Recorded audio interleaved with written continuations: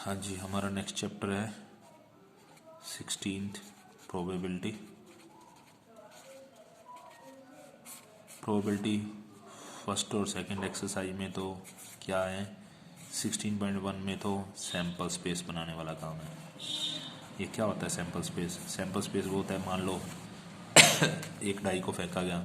जब एक डाई को थ्रो करते हैं तो ये डाई इज थ्रोन, तो वो थ्रो करने पर क्या क्या सैम्पल स्पेस, क्या क्या पॉसिबल आउटकम्स आते हैं, उसको सैम्पल स्पेस का नाम दिया जाता है। 1 2 3 4 5 6 ये अपना एस एक डाई को फेंकने पर है। इसी तरह दो डाइज को फेंका जाएगा तो टू डाइज आर थ्रोन किया जाएगा तो सैम्पल स्पेस। जो डाई वाला सिस्टम होता है वो 6 पावर n पे डिपेंड होता है। एक डाई फेंकी तो 6 पावर 1 6 केस बनेंगे, दो डाई फेंकोगे तो 6 पावर 2 36 केस बनेंगे। तो नंबर ऑफ सैम्पल स्पेस इसमें 36 हैं। और वो कौन कौन से हैं, वो ऐसे बनेंगे। पहली डाई का 1 आया, दूसरी डाई का 1 के साथ 2, 1 के साथ 3, 1 के साथ 4, 1 के साथ 5, 1 के साथ 6, 36 केस बनेंगे ऐसे। 2 के साथ 1, 2 के साथ 2, 2 के साथ 3, 2 के साथ 6 ऐसे। पहली डाई पे 3 आ गया तो 3 1 से लेके 3 6। पहली डाई पे 4 आ गया तो 4 1 से लेके 4 6। 6 के ऊपर डाई में नंबर नहीं होते हैं। 5 1 आ गया तो 5 1 से लेके 5 6, 6 1 से लेके 6 6। ये बन गए हमारे 36 केस। इसी तरह 3 डाइज को अगर थ्रो करें तो 3 डाइज को थ्रो करें तो बस सैम्पल स्पेस ही बता दो कितने होंगे। 216, 6 पावर 3 216। हम बना के बता नहीं सकते कौन कौन से बनेंगे, ठीक है ना इतना बड़ा क्वेश्चन पूछा जा सकता है आपसे। सैम्पल स्पेस बनाने वाला काम इस एक्सरसाइज 16.1 में। डाई का तो मैंने वैसे ही आपको सैम्पल स्पेस बताते बताते बता ही दिया। कार्ड्स के ऊपर आ जाओ। कार्ड्स की नॉलेज होनी चाहिए। कार्ड्स हमारे 3 तरह के चार तरह के सूट होते हैं कार्ड्स के। एक हार्ट का, एक डायमंड का। ये दोनों हमेशा रेड कलर के होते हैं, रेड कलर के होते हैं। स्पेड का, और स्पेड कैसा होता है, लाइक दिस। स्पेड का और क्लब का ये हमेशा ब्लैक कलर के होते हैं। और टोटल मिलकर अपने सब 13 कार्ड्स ही होते हैं। सब 13 कार्ड्स मिलकर अपने 52 कार्ड्स हो गए। ओके, और नॉलेज इसमें होनी चाहिए कौन JQK वाले जो कार्ड होते हैं, JQK वाले, उनको आप फेस कार्ड बोलते हैं। और फेस कार्ड जो होते हैं वो हमारे टोटल 12 होते हैं, जो कि 3 JQK इसके भी होंगे, 3 इसके भी होंगे, 3 इसके भी होंगे, 3 मिलकर फेस कार्ड 12 हो गए। आगे बात समझ। अब इसके बेस पे बस पहली एक्सरसाइज में हम स्टार्ट हैं। अच्छा, कार्ड्स हो गए, डाई होगी, कॉइन पे आ जाऊँ। एक कॉइन और रहेगा, बस कॉइन करोगे तो बस कॉइन का डिपेंड 2 पावर n होता है। जब एक कॉइन फेंका तो 2 पावर 1 कॉइन थ्रो। जब 1 कॉइन थ्रो करते हैं तो हमको तो बचपन से मतलब 9 10 से ही पता है, हेड और टेल आता है। जब 2 कॉइन को फेंकते हैं तो ये भी हमने शायद देखा हुआ है। 2 कॉइन्स आर थ्रो तो head head, head tail, tail head, tail tail होता है। जब 3 फेंकोगे तो 2 पावर 3 8 होंगे 3 कॉइन्स के अकॉर्डिंग। तो तीनों हेड हो सकते हैं। 2 पावर 3 8 होता है। बना के देखते हैं। तीनों हेड हो गए, लास्ट हेड पे टेल हो गया, हेड टेल हेड हो गया, टेल हेड हेड हो गया, तीनों टेल हो गए, लास्ट टेल पे हेड हो गया, हेड बीच में आ गया, हेड और आगे आ गया। ऐसे अगर 4 कॉइन टॉस किए जाएं तो 2 पावर 4 16 केस बनते हैं। तो ये 16 भी ऐसे ही बना के देखने हैं जैसे तीनों हेड, लास्ट हेड, हेड पे टेल लगाया, फिर हेड आगे ले आए, टेल आगे ले आए, फिर आगे। ऐसे चारों हेड होंगे, लास्ट हेड पे टेल लगाया, ऐसे बना देना, 16 केस बनेंगे, ठीक है। तो फर्स्ट एक्सरसाइज में कुछ नहीं है, इजी से समझना, सिर्फ सैम्पल स्पेस बनाने वाला काम है। 16.1 में एक दो सम पढ़ाता हूँ आपको। अब फर्स्ट क्वेश्चन तो होया ही बड़ा है 16.1 का। सेकंड क्वेश्चन पढ़ रहा हूँ। सेकंड क्वेश्चन में ये लिखा हुआ है, ए कॉइन इज टोस्ट। एक कॉइन को टॉस किया गया,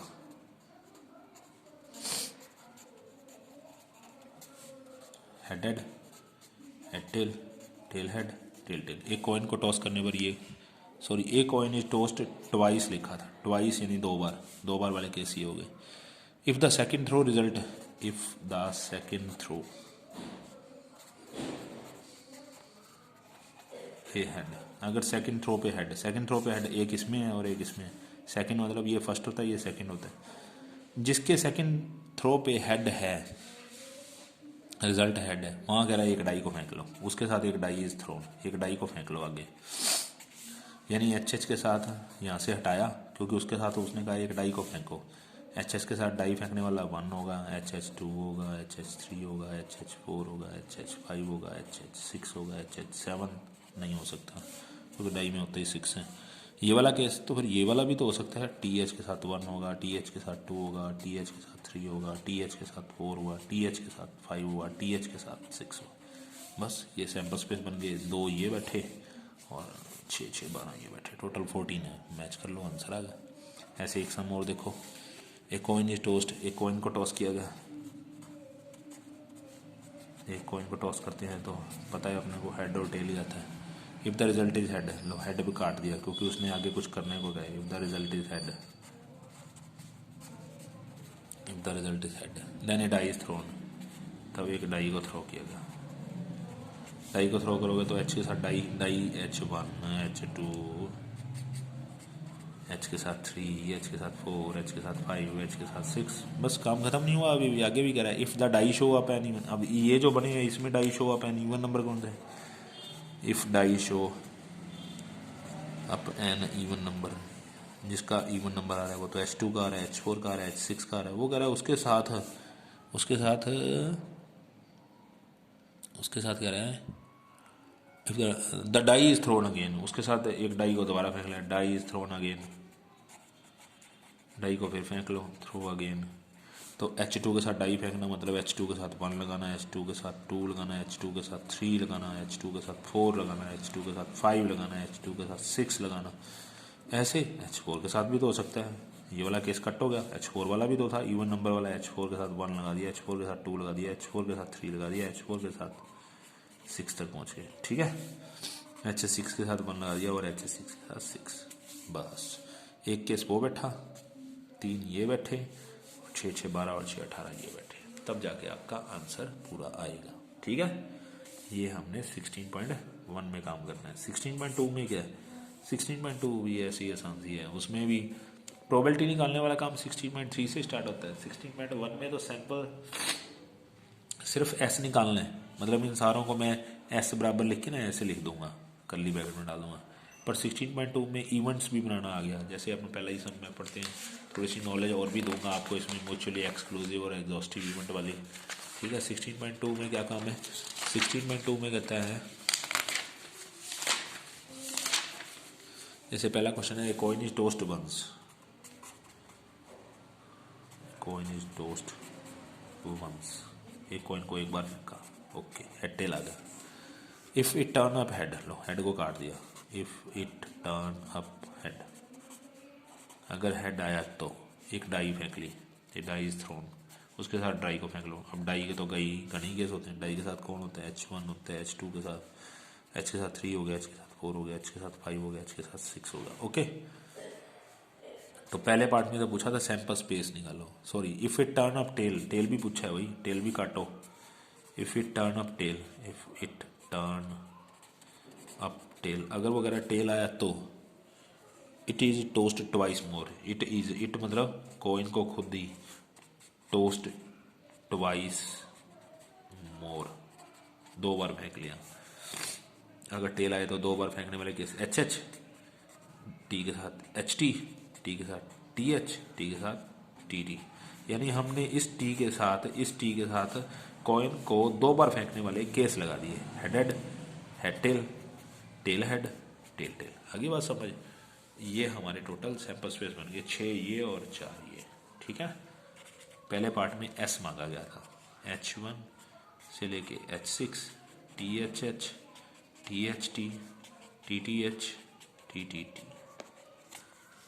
पहला पार्ट, आगे पढ़ो, पहला पार्ट हो गया। दूसरा पार्ट, दूसरे पार्ट में कह रहा है the event A that exactly 1 head occur. Exactly 1 head किस किस में? इसमें है, इसमें तो नहीं है, 2 हेड है, एक इसमें है और एक इसमें, और इसमें भी नहीं है। तो H1 से लेके H6, THT ये वाला केस, TTH जिसमें एग्जैक्टली 1 हेड है, बस वो डाल दिया। तीसरा पार्ट बी इवेंट में, मतलब इन्हीं इवेंट की आगे अगली एक्सरसाइज प्रोबेबिलिटी निकालने वाले सम स्टार्ट हो जाएंगे। इवेंट बी एटलीस्ट 2 टेल, कम से कम 2 टेल आने चाहिए। 2 टेल तो इसमें भी बैठे हैं, इसमें भी बैठे हैं, इसमें भी बैठे हैं, इसमें तो नहीं बैठे। THT, TTH, या फिर एटलीस्ट है, ज़्यादा भी हो सकते हैं, 3 टेल भी हो सकते हैं, और नंबर ग्रेटर देन 4 भी बोला। नंबर ग्रेटर देन 4 तो H5 और H6 भी आएगा। ये इवेंट, ये और इवेंट बी बन गया। अब आपको ना ऐसे इवेंट ए और बी, चार ही सब में event A B C D जो भी कहे, बनाने के बाद आपको कहेगा कि चेक करो to check mutually exclusive event. Exclusive event कौन से हैं दोनों? एक्सक्लूसिव इवेंट वो होते हैं जिनका इंटरसेक्शन करो तो फाई आना चाहिए। अभी ये जो ए और बी बनाए ना, इनका intersection here A intersection B आपका फाई नहीं है, और जे फाई, फाई मतलब कॉमन कुछ भी ना हो तभी उसको फाई बोलते हैं। जिनका इंटरसेक्शन फाई नहीं होगा वो नॉट म्यूचुअली एक्सक्लूसिव। एक्सक्लूसिव दो ही चीज़ें हैं, एक म्यूचुअली एक्सक्लूसिव और to check mutually exhaustive event. Exhaustive event, exclusive वो होता है जिनका इंटरसेक्शन पाई हो, एग्जॉस्टिव वो होता है जिनका यूनियन करो तो वापस एस मिले। इंटरसेक्शन का मतलब कॉमन होता है, यूनियन का मतलब सब कुछ। अब ए में और बी में जो भी एलिमेंट्स थे, अगर मैं उन दोनों का यूनियन करूँगा ना तो वो एस भी नहीं आना, क्योंकि H1 H2 H3 H4 H5 H1 H2 H3 H4 होगा ही नहीं। एस मतलब क्या होता है? Sample space. सैंपल स्पेस में अपनी कितनी आइटम थी? 6 और 4 10 थी। अगर ए और बी का यूनियन करूँगा, अगर 10 की 10 वही सारी आइटमें आ जाती हैं, एस आ जाता है तो एग्जॉस्टिव होगा, अगर नहीं आता तो नहीं होगा। ठीक है, ये काम आगे नीचे दूसरे तीसरे चौथे सब में अप्लाई कर लेना। नेक्स्ट टॉपिक हमारा इन्हीं के आगे इंटीग्रेशन करने वाला काम चेक हो जाएगा। ठीक है, एक दो चीज़ें और थी वो एनसीईआरटी में देखी थी। सिंपल इवेंट कौन से होते हैं? जिसमें एक ही इवेंट आए वो सिंपल है, जिसमें कंपाउंड एक से ज़्यादा आए वो कंपाउंड इवेंट है। बस ये भी हमने देखा हुआ है एनसीईआरटी में, एक आधे समय में देखा था, बाकी कोई खास बात नहीं है। ये दोनों चीज़ें पता होनी चाहिए। एक्सक्लूसिव इवेंट कौन से होते हैं जिनका इंटरसेक्शन भाई हो, एग्जॉस्टिव इवेंट कौन से होते हैं जिनका यूनियन करो तो एस आए। एस मतलब सैंपल स्पेस। ओके, आगे जब प्रोबेबिलिटी करेंगे तो इन दोनों का काम आएगा, इसलिए आपको ये चीज़ हमेशा ध्यान रखनी चाहिए, एक्सक्लूसिव इवेंट कौन से होते हैं और एग्जॉस्टिव इवेंट कौन से होते हैं। ठीक है, ओके, बाय।